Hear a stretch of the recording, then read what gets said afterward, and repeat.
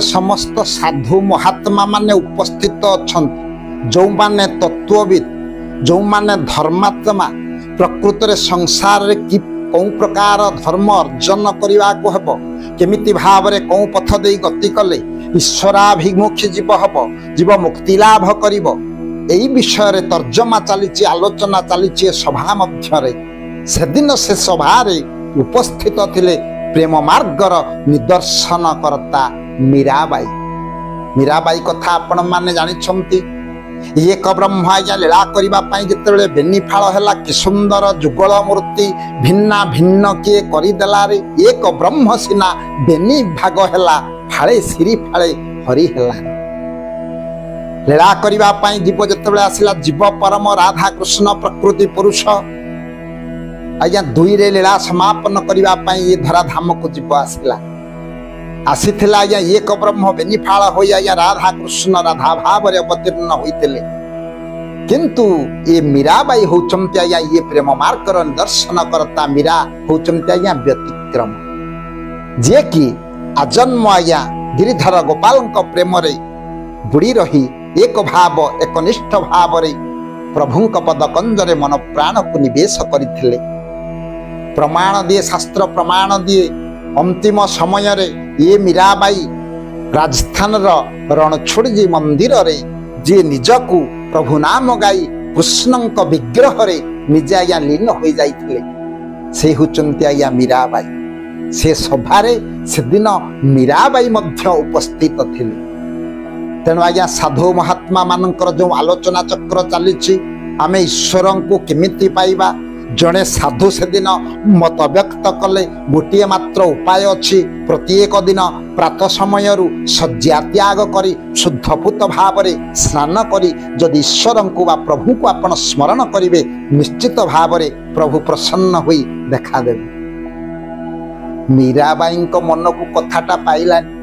मन को कथाटा प्रकृत में छुई ना मीराबाई तेणु से प्रतिवादर स्वर उत्तोलन कले कहले हे महात्मा साधु महात्मा ये कथाटा ठीक बोली मु जानी पारुना सेठी मीराबाई परिप्रकाश कहले नीति न हंसे हरि मिले तो जल जंतु हो जाई हो जल जंतु हो जाई कहले नीति प्रातः स्नान कले जदि ईश्वर देखा दियंते जल जंतु हो जाई जल जंतु जो माने जल रे बुड़ी करी अछंती माछ मगर कईछ इत्यादि जो माने जल रे बुड़ी चंती से मान को कौन प्रभु देखा दियंती प्रभु कौन तांको ऊपर प्रसन्न हुंती साधु जनक टिके शंकी गले मीराबाई कहले ना ना ना प्रातः स्नान कले शुद्धपूत भाव रे ईश्वर को स्मरण कले प्रभु प्राप्ति केबे संभव नु सेठी आउ जने साधु आज्ञा स्वर उत्तोलन कले गोटाए मत व्यक्त कले कहले आउ गोटे उपाय रही या माध्यम रे आमे ईश्वरंकर निकटतर हेबा ना केमिति ना सात्विक भोजन करने को पड़ो सात्विक भोजन कले जो मेधा शक्ति बाधी शक्ति बढ़िब जद्वारा निश्चित भाव रे प्रभु को चिंतन कले प्रभु देखा देवे। मीराबाई मन को ये कथाटा छुईला कले फलमूल खाकर हरि मिले तो फलमूल खाकर हरि मिले तो बादुरा बन जाई हो बादुरा बन जाई कले फलमूल भक्षण कले जदि ईश्वर देखा दियंते प्रभुकर कृपा हुंता बंजा बादुराई बादुराई बादुराई बोले बादुड़ी सदा सर्वदा प्रभुंक नाम गाउची प्रभुंकर नाम गाउची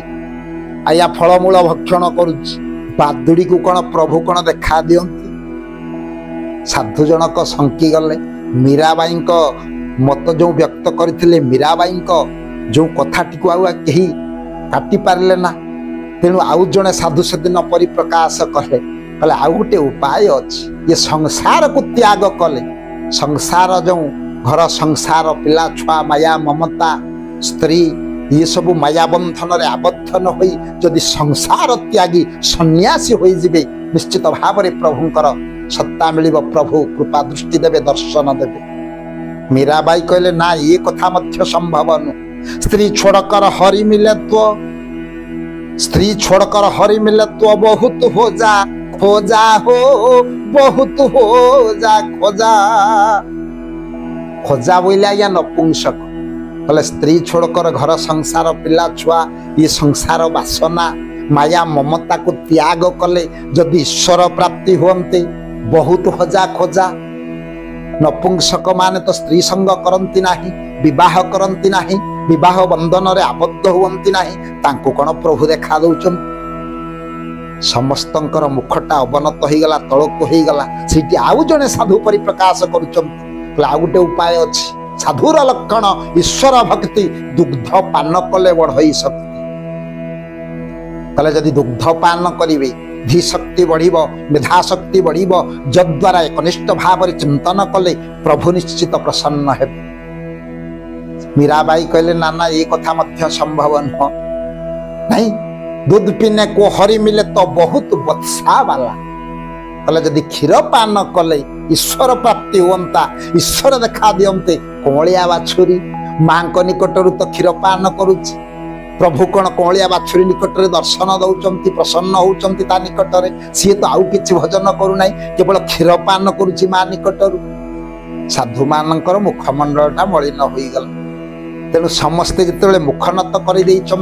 मीराबाई को प्रश्न पचारा गला आपण कहतु प्रकृत रे आमे ईश्वर को केमिति पाइबा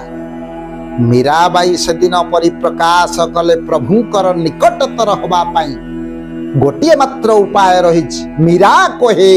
बिना प्रेम से नहीं मिले नंदलाला कले बिना प्रेम रे से नंदलाला भगवान गिरिधर गोपाल को पाइबा केबे संभव नुह तेबे आज्ञा साधु माने प्रश्न करिसंती से प्रेम तेबे कौन